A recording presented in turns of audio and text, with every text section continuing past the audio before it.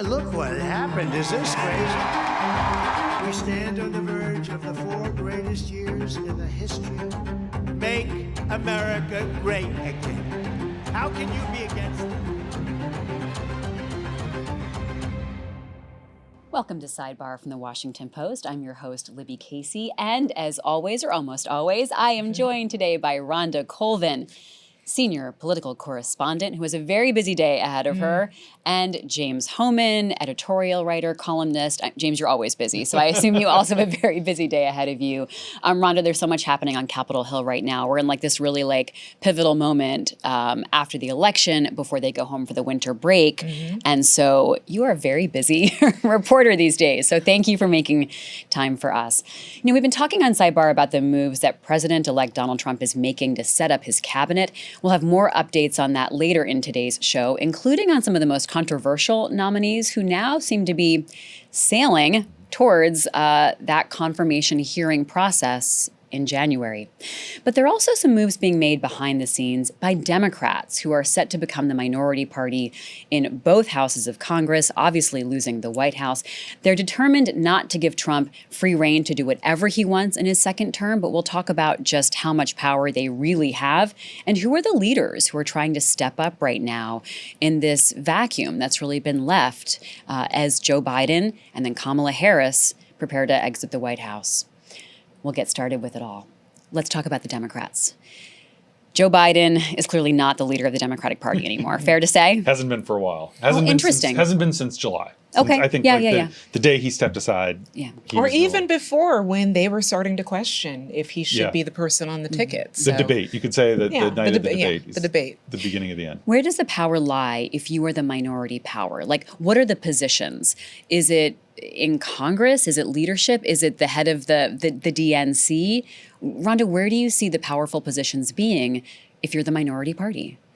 I think congressional leadership will be among the most powerful group of individuals in the Democratic Party. I think the DNC, they kind of even take their notes and their lead from what's happening on the Hill. So I would say committee ranking members will be pretty important for the Democrats to make sure that they have people placed there who are carrying on their message. I know just from what I've heard from Capitol Hill is that Democrats are really behind the scenes trying to calculate. They understand, that America wanted to put Trump back into office. That's something that they feared back in, the summer when they wanted to figure out if Biden was the person who should be leading them. So it's been at the forefront of their mind.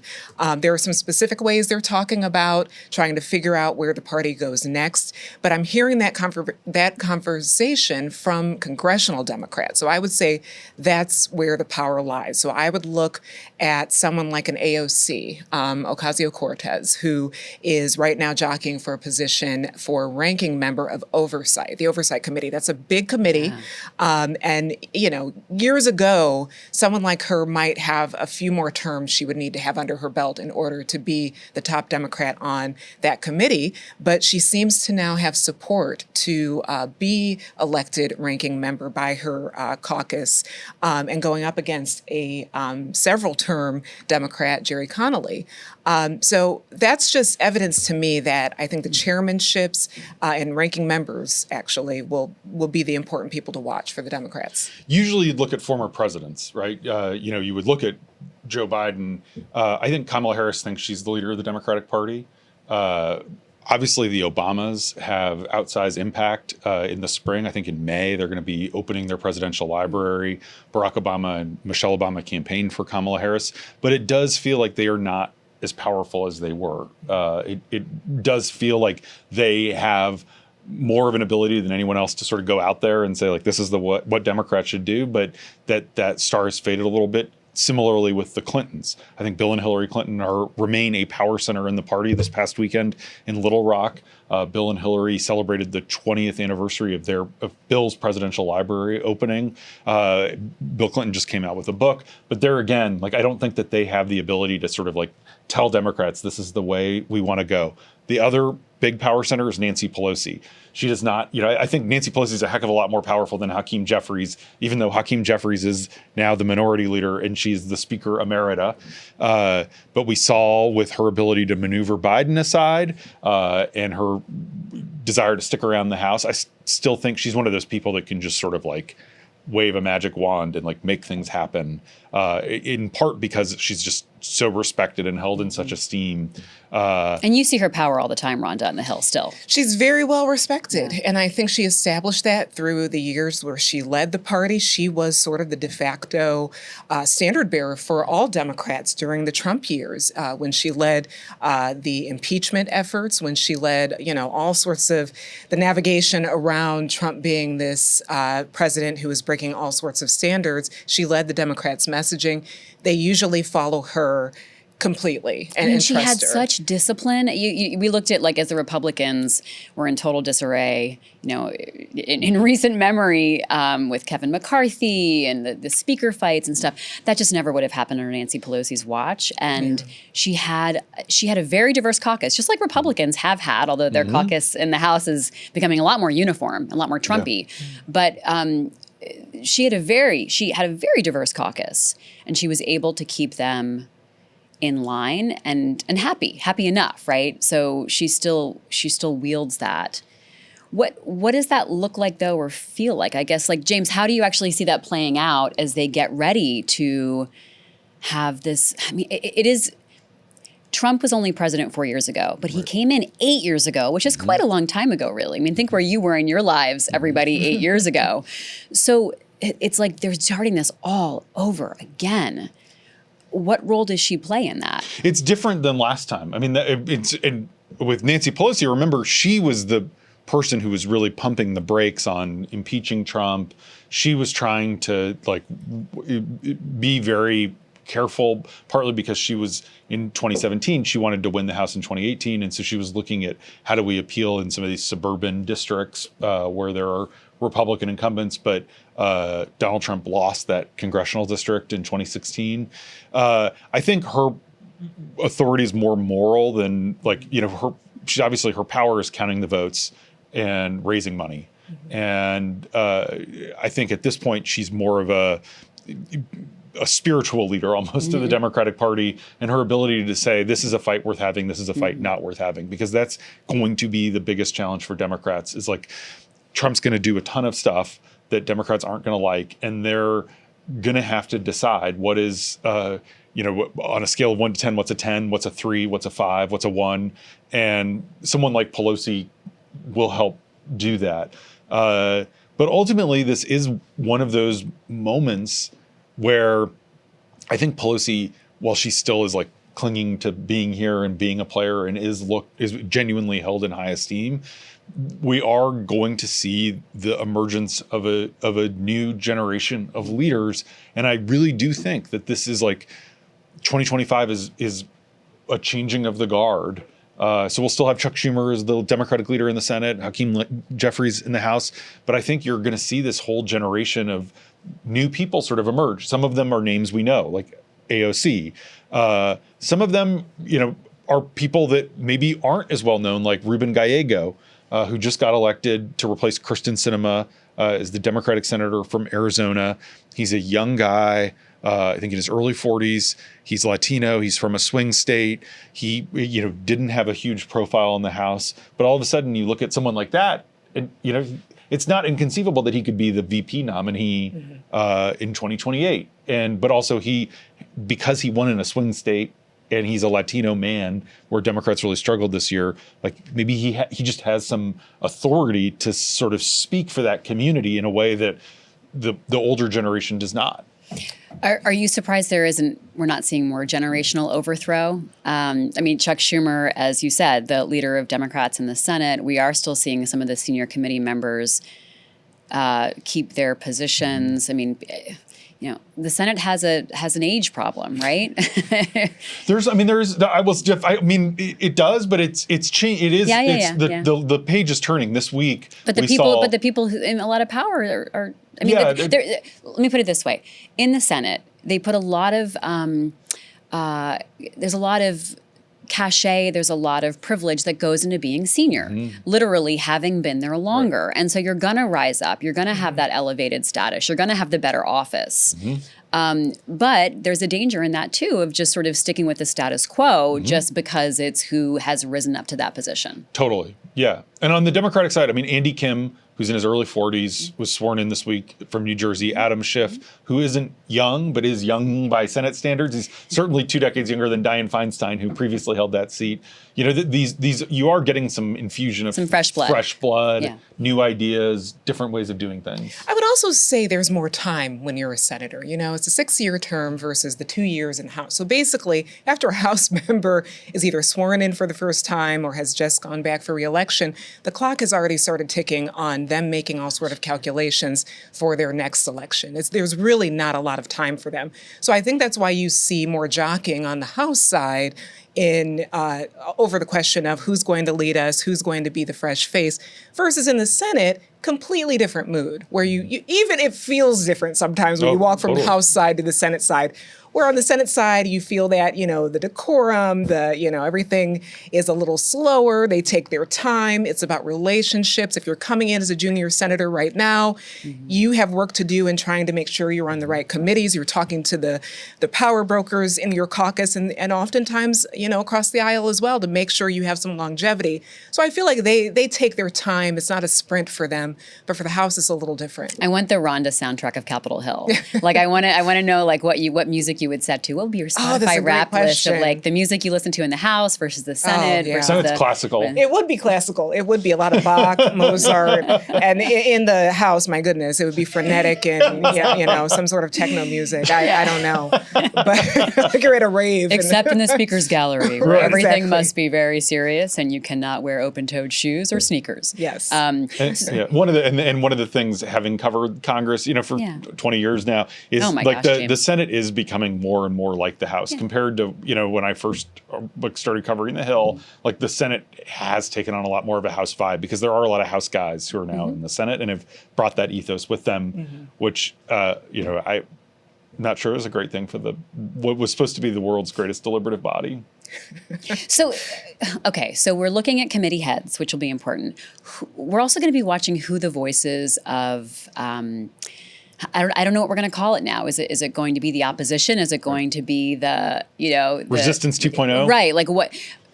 Think about how powerful of a voice Kamala Harris was on the Judiciary Committee questioning Donald Trump's nominees and how she really showed America like our first collective glimpse of who was the senator from California who could stand up to these mostly white men who were these Trump appointees, and she was doing it with like this prosecutorial voice and this really like she had her facts in order. She could do that thing. And remember Jeff Sessions being like, just what was it? He's like, give me a minute. You're making me nervous. Yeah. So who are you watching to be, or are you watching to see like who those voices will be during the confirmation process or really holding the Trump administration to task? I think it will be some voices that, at least on the House side, people that we, know and are household names. I'm thinking of a Jamie Raskin. I've seen him in interviews talking about how the Democrats, they're not going to take this lying down. They realize there are some things they need to start looking at in how they're messaging to the American people.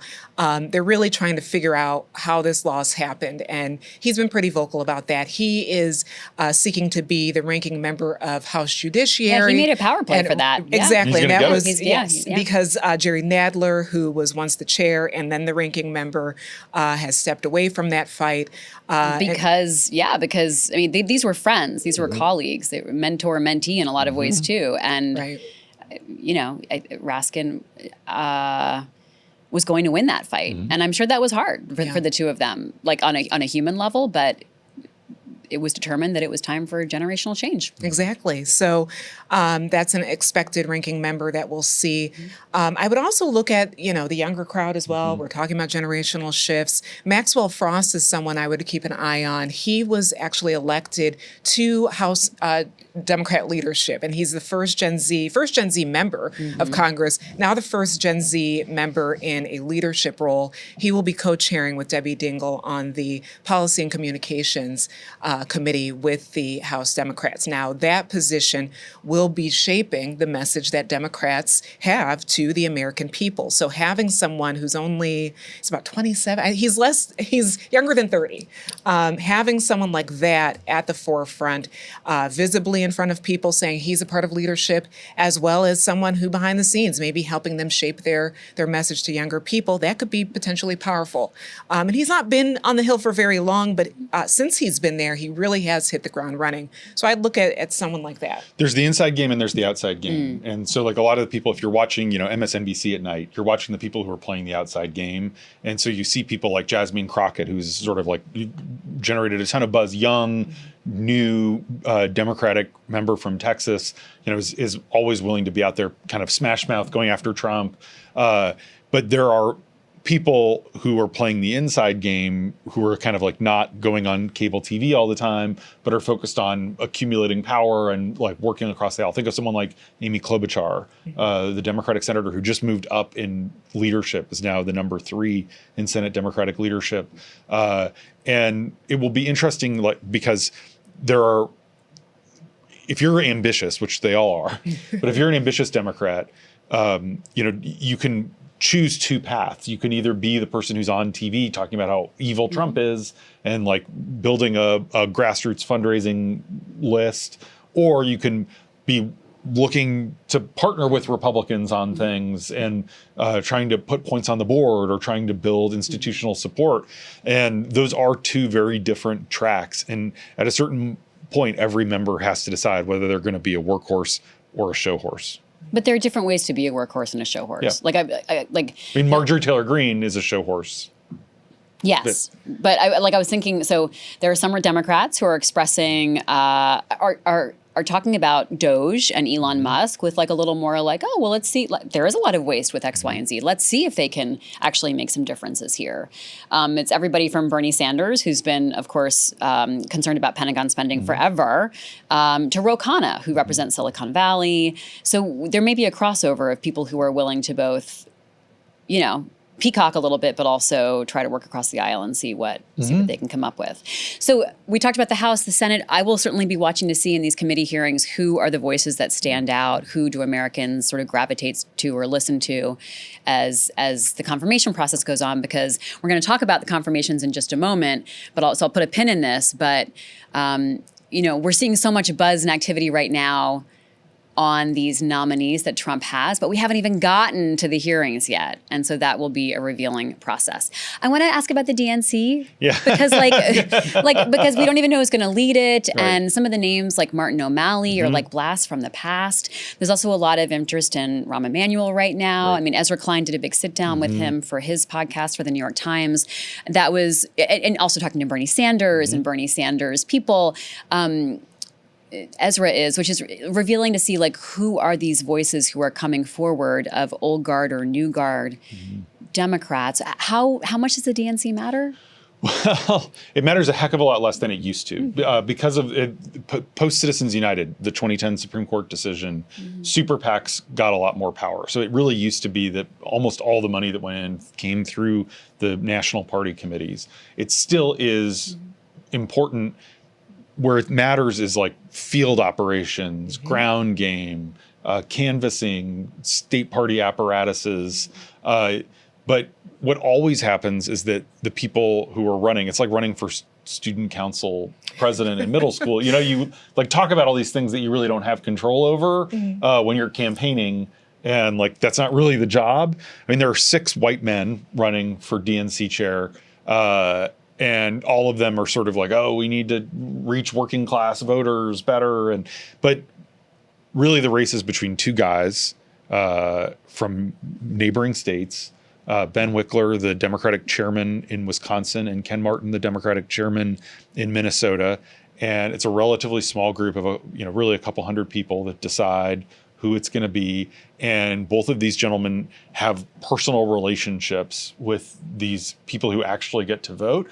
But the DNC has scheduled all these like public forums and town hall meetings for January that are going to be like on, C-SPAN, and trying to get one televised on MSNBC. And so there's going to be these big, very public forums, but ultimately it's a nuts and bolts job. It's a lot of fundraising, so that the ability to be charismatic certainly matters. But after Trump won in 2016, there was this epic fight between Keith Ellison, who was sort of the Bernie guy, and Tom Perez, who was the Hillary guy, and Pete Buttigieg, who was at that point an obscure mayor of the fourth largest town in Indiana, South Bend, ran and was sort of the outsider person and ended up not going very far, but that raised his profile and really set the foundation for him to actually run for president, which left him in a much better position maybe than being DNC chair. So, it's going to get a ton of coverage. I'm going to be watching it closely, and we'll all be watching it closely. Why? Because I do think it's like it gets at the tone and what Democrats, when you talk to Democrats at all the holiday parties that are going on around DC right now, there are two schools of thought. There are a lot of Democrats who say, look, it was a really close election. Kamala Harris only lost by 1.5 points. It was because inflation was really high. You look at all these other countries in the West, all these European countries, incumbents everywhere got thrown out. This is not some deep structural problem with the Democratic Party. And then you have another set of people who are like, no, like we're hemorrhaging Latinos and Asians and non-college white working class people, and Democrats need to like make big dramatic changes and need to like really be bold and rethink what we're going to do. And so I think the DNC chair race is interesting because it is sort of among the people who are actually running state parties. Are they going to sort of take it was really close and we lost by 1 point. We'll win the House back in 2026 and we'll probably win the presidency in 2028. Or are they going to be like, we need to really shake things up? And that is the tension that the DNC chair's race doesn't solve, but it gives you some sort of window into how Democrats are going to adjust. And if I could just say one more group that I think is super important to watch that we haven't mentioned at all, the governors. You read my Oh, good. mind, I'm glad, 'cause James. it's- I was I just wanted to make sure we didn't move on without mentioning the governors. They all I were would've just- moved on. They were all just in Beverly Hills. The Democratic Governors Association had their post-election winter meeting. We're obviously going to have high-profile governors races next year in Virginia and New Jersey, where very likely women will win both of those races. Think about Gretchen Whitmer, Josh Shapiro, Rhonda, why don't we, Gavin Newsom. tell us Those more are all about the those names are- that I was coming with as well, Yeah. that I think they will do a lot for helping shape the Democrats' message nationally, even more so than the DNC. And I think all of those individuals you mentioned, we've already seen ambitions from them. I suspect that they will continue in that. And I think governors have a unique role too, because they are able to, they don't have to deal with the kind of slowdowns and impasses in Congress. They have state legislatures where they can put forward, initiatives that could get passed, and then they can highlight those things. Right. So I think governors often aren't talked about a lot from both parties, but I do feel like they have a bigger role than they may have, 10 years ago in our national politics. And what's so interesting, just to wrap this up, is that there's no heir apparent in the Democratic Party, exactly. which gets us back to where we started. And so all of those Democrats can look in the mirror and think, I could be president in 4 years. So they'll be thinking about that as well. So I want to take a break and then head to our next segment, which is looking at the confirmation process, how Donald Trump's picks for a variety of important roles are faring as they troop around Capitol Hill and hold these meetings. This is Sidebar from the Washington Post. Stay with us.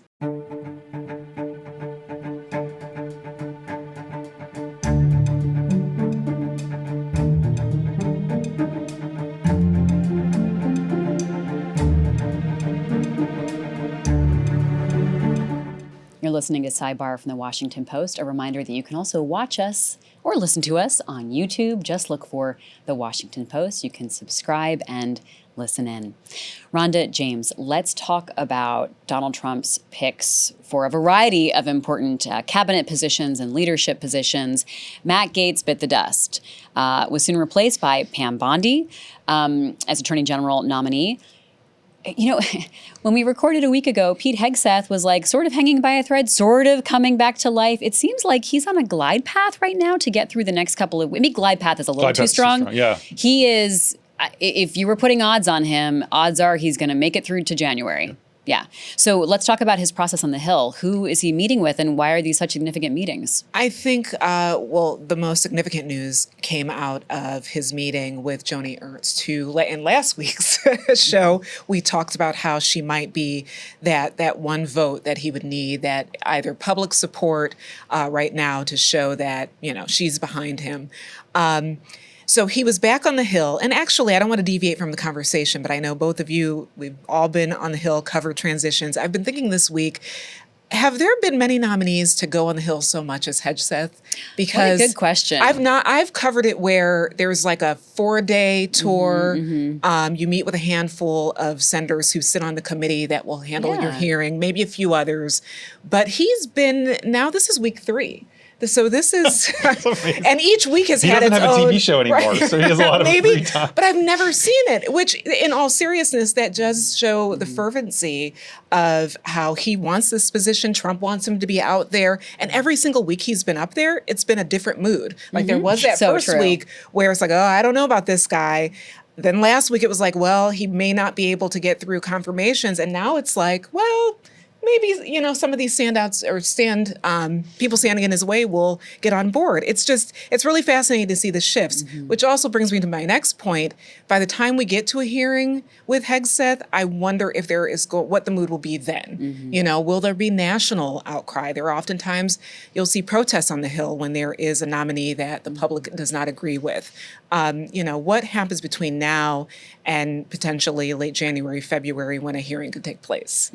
Yeah, I would put good money on Hegseth getting confirmed at this point. I think he was able to placate Joni Ernst and Susan Collins by privately reassuring them that he's not going to try to remove women from combat roles and that he'll take sexual assault allegations seriously. Obviously, he has been accused of sexual assault, has denied those claims. And it does feel like the difference from our show last week to this week is that Trump did decide to put his thumb on the scales. I think Trump was sort of like watching and waiting and let word go out that he was thinking about maybe replacing Hegseth with Ron DeSantis. And then I think at a certain point last week, 2 things happened. One is Trump decided no, this is my guy. I want him. I'm going to stick with him. And 2, there started to be some external pressure on some of these Republicans. So I do think that external pressure. Elon Musk tweeting about potentially supporting primary challengers, people like Steve Bannon saying if Joni Ernst doesn't support Pete Hegseth, she's going to have a primary challenge when she's up for re-election in 2026.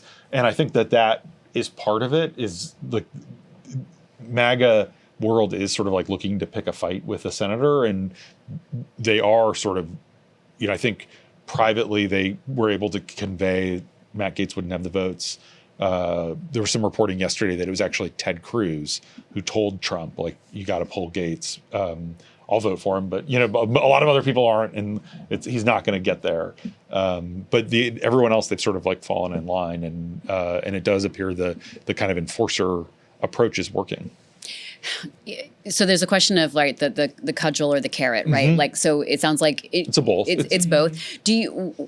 How important is it that these senators try to get some concessions out of these nominees, whether it's about something like promise me you won't try to remove women from combat, something that Pete Hegseth says he doesn't think women should be in combat. A week before he was nominated, he gave a podcast interview where he said absolutely. And then he the one thing that's it sort of defies belief is some of these guys have been my words are taken out of context. No, it's literally roll the tape and they're say the actual thing.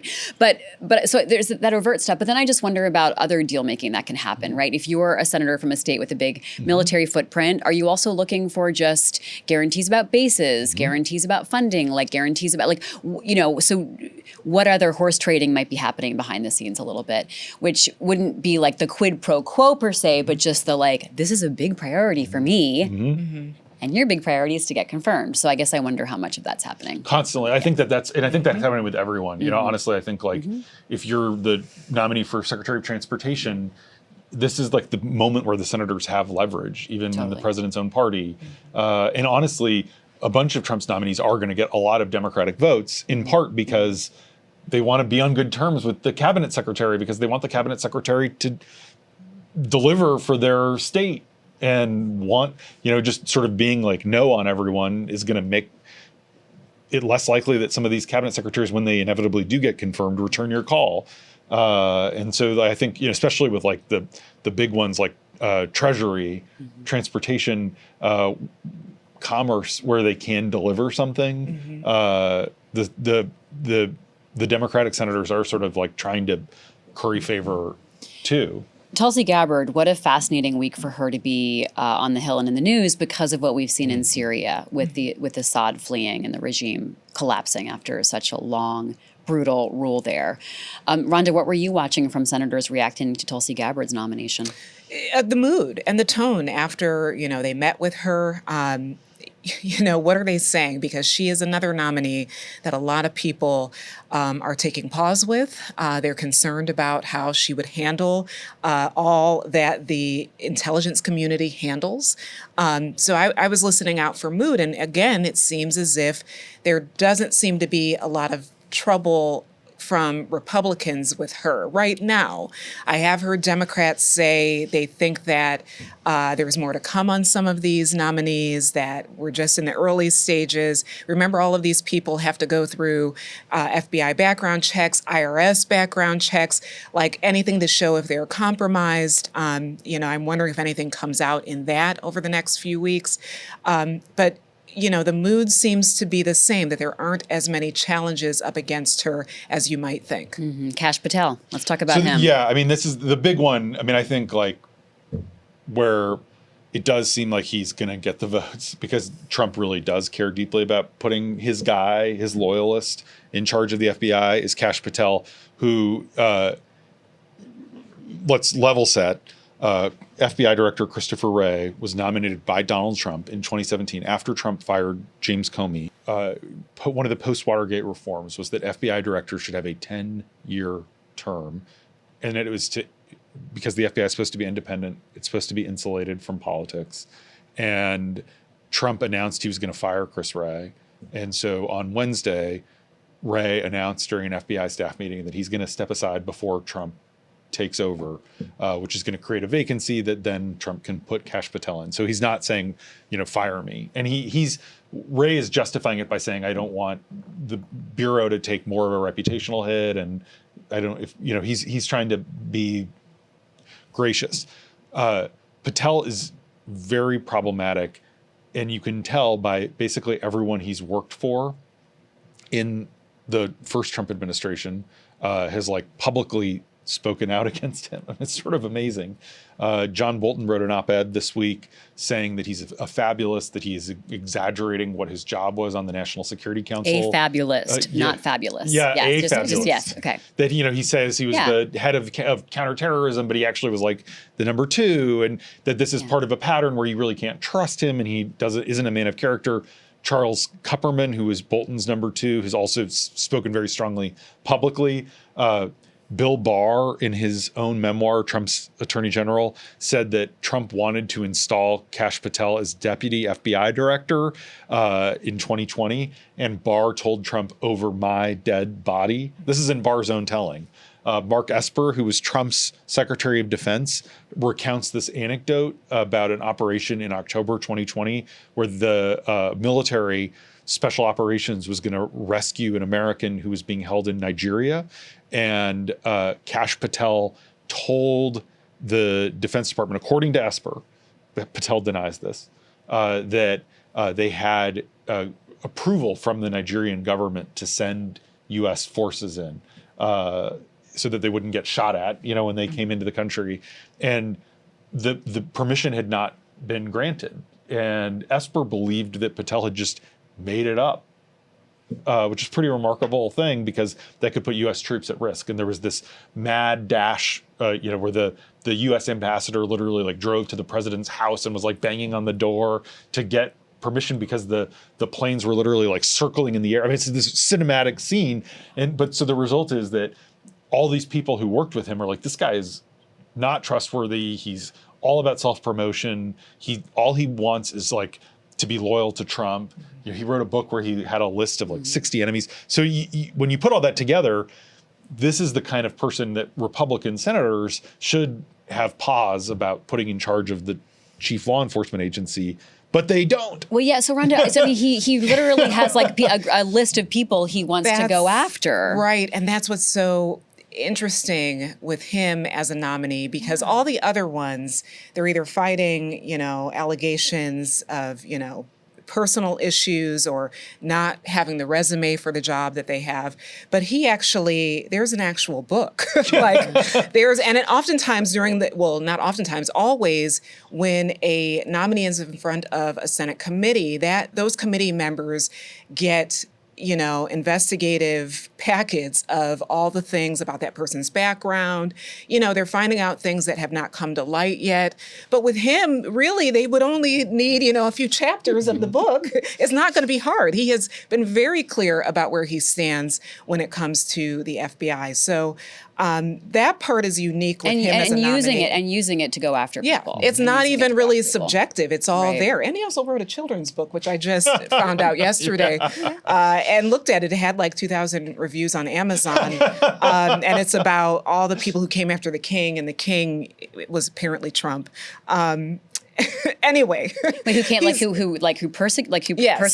I think there was a Shifty Schiff, right? A Comey spelled with a K. Yeah, I guess for the kids to understand, but it's kind of I guess summarizes something to teach your children about the so-called deep state. Okay. Alexandra Petri, our opinions satirist, she wrote a hilarious review that just published this week about the children's book. Oh, the book! Wow, I can't wait to read it. It's very funny.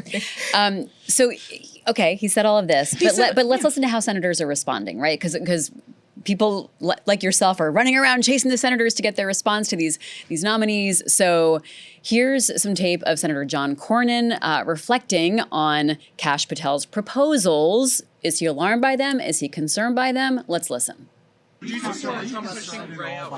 concerned at all about some of the things Kash Patel has said he would want to do on day one? Close the FBI headquarters, fire a number of agents? I interpret that as hyperbole, and I think he will tell you that same thing. What do you think of this idea of going after those who went after President-elect Trump? Is that going to be okay for you, or is that going to be a problem? Well, as I said a moment ago, I don't think it's right to continue this weaponization of the Department of Justice and FBI against political opponents.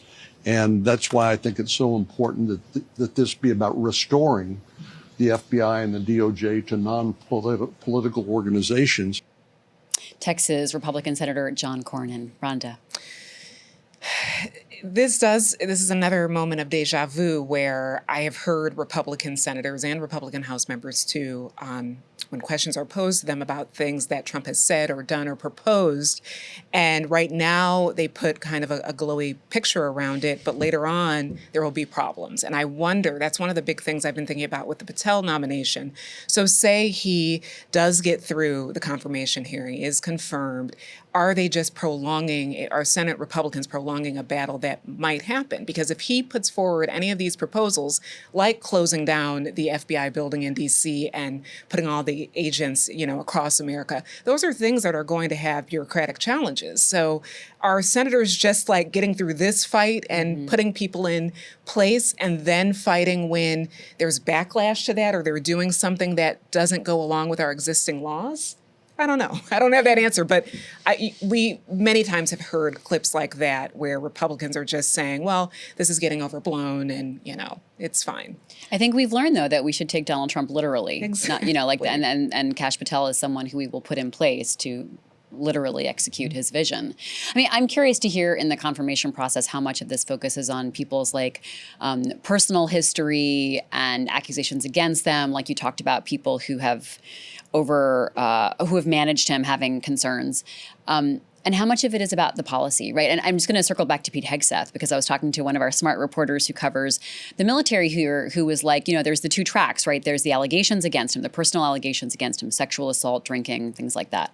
And then there's what he would do as defense secretary, and his background and history in policy, which includes being the voice in Donald Trump's ear to get some men who were convicted, accused of serving time for military crimes. War crimes. War crimes. Thank you, James. War crimes pardoned.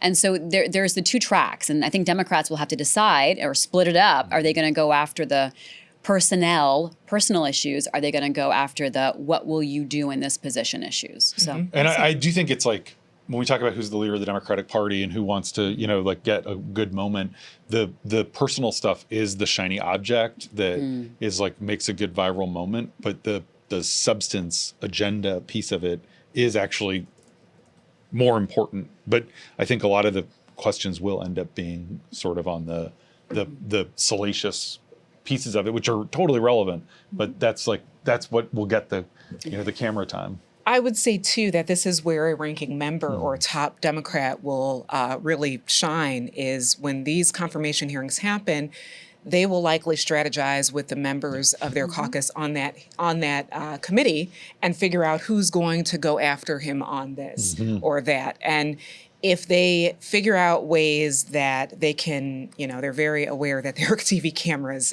in these rooms, figure out ways where they can bring home these challenges that might help them. I'm also thinking, too, with the two tracks that you just mentioned, one thing that may amplify the personal allegations is, specifically with Hegseth, is if the accuser is called as a witness. We've seen that before in the Kavanaugh confirmation hearing, where the accuser came and had their own day of a hearing.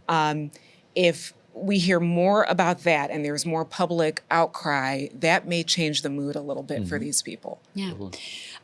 Donald Trump continues not just to nominate people for these important positions, running agencies and departments, but also appointing people to be ambassadors, to have sort of the cush.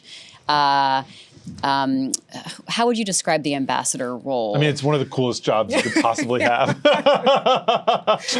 Very succinct way. Donors bundle tens of millions of dollars in hopes of being considered for these posts. I mean, obviously in both parties, right? Both parties. Both parties do this. Totally. It's usually a reward for donors, but you get a motorcade, you get government housing that's often luxurious, and it's usually in the best part of the foreign capital. You basically get paid to represent the United States. I've been watching The Diplomat with Carrie Russell. I've seen it. It's just like that. Okay. It's just like that. But they didn't get a car and driver. So, or maybe her husband didn't get the car and driver. I'm sure she did. So let's talk about one of the appointments that's gotten some interest. Kimberly Guilfoyle has been named as the future ambassador to Greece. Tell us, James, about Kimberly Guilfoyle. So Kimberly Guilfoyle's former husband was Gavin Newsom. She actually was a colleague of Kamala Harris's in the San Francisco District Attorney's Office, and then had this remarkable journey where she became a Fox News personality and then sort of a political consultant, and really ingratiated herself into Donald Trump's inner circle, so much so that she became romantically involved with Donald Trump Jr. At one point, they got engaged. They were kind of a MAGA royalty and frequently appeared at events together. People may remember Kimberly Guilfoyle from 4 years ago having this ringing vocal. Yeah, the best is yet to come. Yeah. In the speech. Say it like an empty arena. Yeah. And so she's really made a name for herself in MAGA circles. So now what's the situation? Over the last few months, according to Paparazzi, People Magazine, Donald Trump Jr. has found a new girlfriend. Her name is Bettina Anderson. She is a 30-something socialite, is how she's often described. Comes from money, lives in West Palm Beach. Don Jr. has been photographed holding her hand. He's been spotted smooching with her in booths at restaurants. I believe that's called canoodling. Canoodling. By the paparazzi. They went on a trip to Alaska, and according to People, he introduced her as his girlfriend. But the news this week is that Kimberly Guilfoyle has been nominated by Donald Trump Sr. to be the new U.S. ambassador to Greece. And we don't know if Don Jr. would go with her, but he congratulated her for this nomination. He didn't say anything about their romantic The status of their relationship. Status, Yeah. But it is it's a pretty remarkable thing. It also comes just 2 weeks after Trump named Jared Kushner, his son-in-law's father, to be the U.S. ambassador to France After pardoning him at the end of his last first term. right? Yeah. For A lot of things. Pretty serious underlying crimes, but then the more salacious one was that his brother-in-law was going to testify against him. Chris Christie, interestingly, as the U.S. attorney for New Jersey, was bringing that case. Charlie Kushner, Jared's dad, hires a prostitute, wires a hotel room. The prostitute seduces the brother-in-law who's going to testify against him. Then he gives the videotape of their sexual liaison to his sister, and basically says, if your husband testifies against me, this is all going to come out. And so he ended up getting convicted for the extortion element as well. future ambassador to France. Our man in Paris. And two other. I mean, there's some of these appointments are wild, and it's easy to lose sight of them because they are coming sort of fast and furious. The other one that we haven't talked about, it's gotten very little attention, but Rhonda knows him from covering the Hill. This guy Billy Long, who's a career auctioneer, he has been named to be the head of the IRS. His big claim to fame was he ran on wanting to get rid of the IRS altogether. Wasn't even on the Ways and Means Committee. Now he's been put up for this huge job overseeing tax administration. On Wednesday night, late, Donald Trump sent out a Truth Social post announcing that Carrie Lake, the Republican who had run for governor and then senator unsuccessfully in Arizona, is going to be the director of the Voice of America. And so these are That's just a really incredible turn of events. Farcical. And, it's just, they're coming every day. And so and this is the kind of that feeling from the Trump first couple of years. There was this YouTube video that I will never forget. It's this woman dumping a bucket of tennis balls in front of a dog, and the dog is like paralyzed because he doesn't know which tennis ball to chase after. That's how 2017 felt with Trump. There was just like some new wild thing every day, and it was like hard to keep up. And we're back into that mode. We've talked about this here on the podcast. Well, that before, is why we are here, because we're going to help everybody keep up on what's going on, focus on the big tennis ball, not the little tennis balls. Yes. We'll be back next week before we take a little break for the Christmas week. So I'm looking forward to seeing you all next Thursday. And Rhonda, I'm going to leave a little teaser. You have some really interesting reporting you're doing this week on the Hill, which we'll learn more about next week. So definitely tune in to hear the latest from Rhonda and Capitol Hill. James, I hope you pace yourself at all these holiday parties you're going to. How many did he say he hit the other night, Rhonda? It was like 5 on one day, one night? all for work purposes. All for work networking, purposes. Yes, lots of water drinking. Does not drink itself. Well, keep up the good work, both of you. You deserve some holiday parties, James. You're working really hard, as always. So we'll see you both next week. Looking forward to it. Then we'll take a break, and we're just all going to help you chase all those big tennis balls and figure out which ones to really prioritize. Thank you for sticking with us for Sidebar. I'm Libby Casey. Thank you, Rhonda and James. We'll see you next week.